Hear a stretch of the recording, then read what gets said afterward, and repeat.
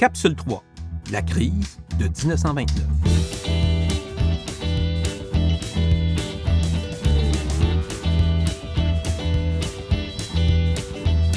Le crash boursier et la Grande Dépression de 1929 marquent une période de l'histoire qui s'est avérée difficile pour les agriculteurs au Québec. Plusieurs se sont endettés en période de prospérité et, dans ce contexte économique exigeant, ils n'ont pas les liquidités pour rembourser leurs créances. La mise en place d'un système de crédit agricole par le gouvernement fédéral en 1929 n'y change pas grand-chose.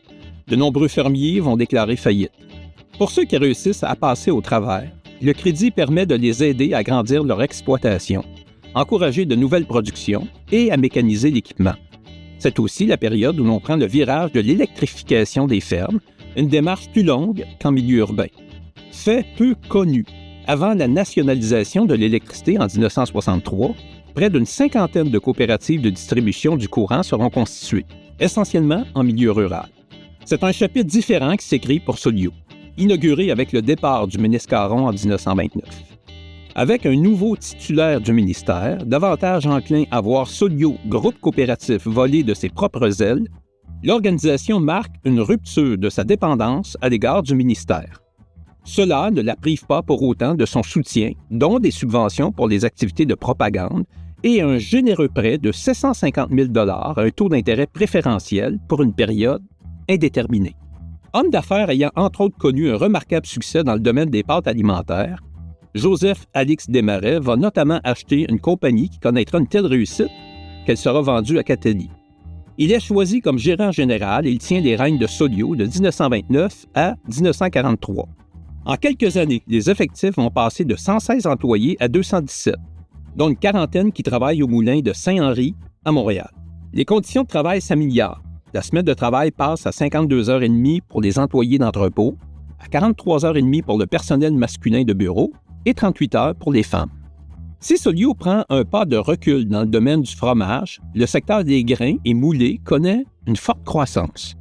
Révélateur de son poids dans le marché, elle exerce une pression à la baisse sur les prix des engrais, au point où le coût moyen au Québec est inférieur à celui de l'Ontario. Incontestablement, cela fait ressortir une plus-value découlant de la force du modèle coopératif. Dans la production de porc et d'agneaux, entre autres avec son abattoir de Princeville, Soliot reçoit plus de 153 000 têtes transigées sur le marché de Montréal en 1939. Elle est aussi active dans le domaine avicole et dans le département des fruits et légumes. Dans ce dernier cas, une fructueuse campagne de publicité aux États-Unis permet la vente de petits pois verts de la Gaspésie et des bleuets du lac Saint-Jean. Sur le terrain, grâce à l'action de propagande constante des hommes de l'Église et des agronomes, de nouvelles coopératives voient le jour, dont celle du canton de Grenby en 1938, qui porte aujourd'hui le nom d'Agropur Coopérative. Jusqu'en 1938, ce sont les coopératives qui s'affilient à Soliot. Puis, après l'entente avec l'Union catholique des cultivateurs, les syndicats coopératifs vont se joindre à Soliot Groupe Coopératif.